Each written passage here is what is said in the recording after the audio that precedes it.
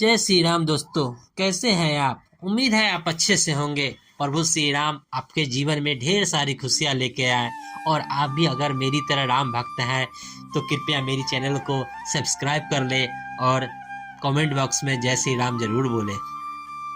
दोस्तों, मैं आपको प्रभु राम और लक्ष्मण सीता के द्वारा दंडक वन में विराट वध का कहानी सुनाने जा रहा हूँ।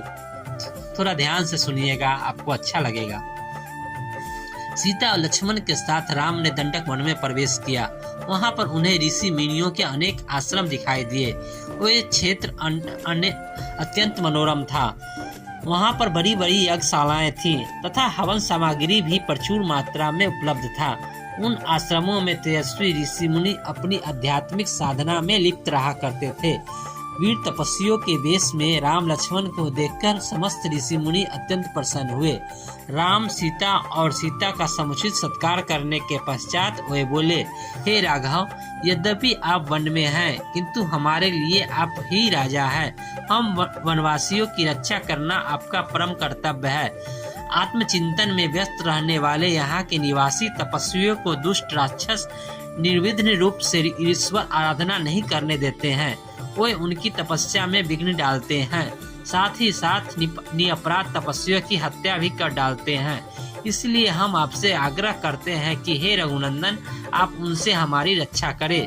रामचंद्र ने उन्हें आश्वस्त किया कि वे शीघ्र ही इन राक्षसों का विनाश कर इस क्षेत्र को निरपराध कर देंगे।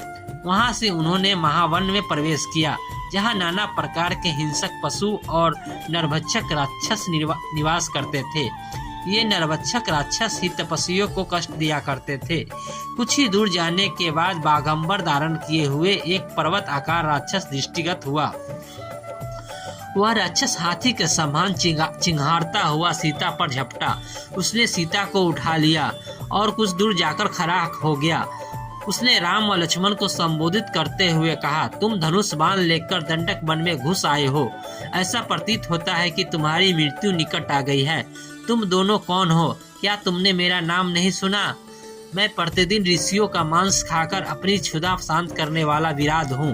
तुम्हारी मृत्यु ही तुम्हें यहाँ ले आई है। मैं तुम दोनों को अभी रक्तपान करके इस सुंदर स्त्री का अपनी पत्नी बनाऊंगा। उसके दंभ युक्त वचनों को सुनकर राम लक्ष्मण से बोले, भैया, विराट के चंगुल में फंसकर सीता अत्यंत भयभीत एवं दुखी हो रही है। मेरे लिए यह बड़ी लज्जाजनक बात है कि कोई अन्य व्यक्ति उसको स्पर्श करे।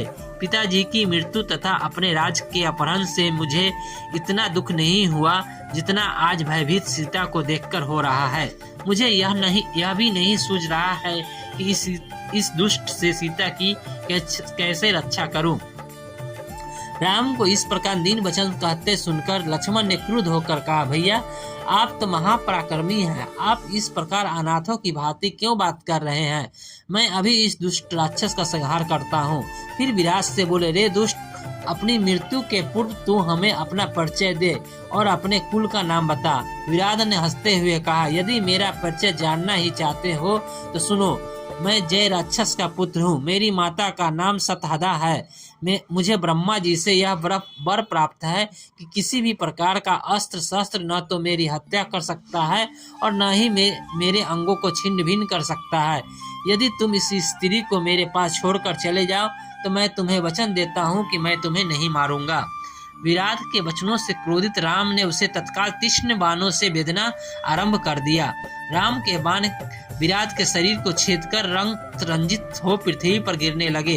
इस प्रकार जब घायल होकर विराट त्रिशूल ले राम और लक्ष्मण पर झपटा तो दोनों भाइयों ने उस पर अग्निबाणों की वर्षा आरंभ कर दी, किंतु विराट पर उनका कुछ भी प्रभाव नहीं पड़ा। वह केवल उसके त्रिशूल को ही काट सके। फिर जब भयंकर तलवारों से दोनों भाइयों ने उस पर आक्रमण किया तो वह सीता को छोड़ राम और लक्ष्मण को दोनों भुजाओं में पकड़कर आकाश मार्ग से उड़ चला। राम ने लक्ष्मण से कहा, भाई, हमें जिस ओर यह राक्षस ले जा रहा है बिना विरोध के हमें उधर ही चले जाना चाहिए। यही हमारे लिए उचित है। विराट के द्वारा राम लक्ष्मण को ले जाते देख सीता विलाप करके कहने लगी, हे राक्षस राज, इन दोनों भाइयों को छोड़ दो। मैं तुमसे प्रार्थना करती हूँ। सीता के अर्थनाद करने पर क्रोधित होकर दोनों भाइयों ने विराट की एक एक बाह मोड़कर तोड़ डाली। वह मूर्छित होकर पृथ्वी पर गिर पड़ा। लक्ष्मण उसे सचेत कर बार बार उठाकर पटकने लगे। वह घायल होकर चित्कार करने लगा। तभी राम बोले, लक्ष्मण, वरदान के कारण यह दुष्ट मर नहीं सकता, इसलिए यही उचित है कि हमें भूमि में गड्ढा खोदकर इसे बहुत गहराई में गाड़ देना चाहिए। लक्ष्मण गड्ढा खोदने लगे और राम विराट की गर्दन पर पैर रखकर खड़े हो गए। तभी विराट बोला, प्रभु, वास्तव में मैं तुम्बुरु नाम गंधर्व हूँ। कुबेर ने मुझे राक्षस होने का श्राप दिया था। मैं श्राप के कारण राक्षस हो गया था। आज आपकी कृपा से उस श्राप से मुक्ति मिल रही है। राम और लक्ष्मण ने उसे उठाकर गड्ढे में डाल दिया और गड्ढे को पत्थर आदि से पाट किया। सारा वन प्रांत उसके अंतनाद से गूंज उठा। तो ये थी आज की कहानी। आपको कैसी लगी कमेंट बॉक्स में जरूर बताइएगा। जय श्री राम। फिर मिलते हैं एक नई कहानी के साथ। धन्यवाद।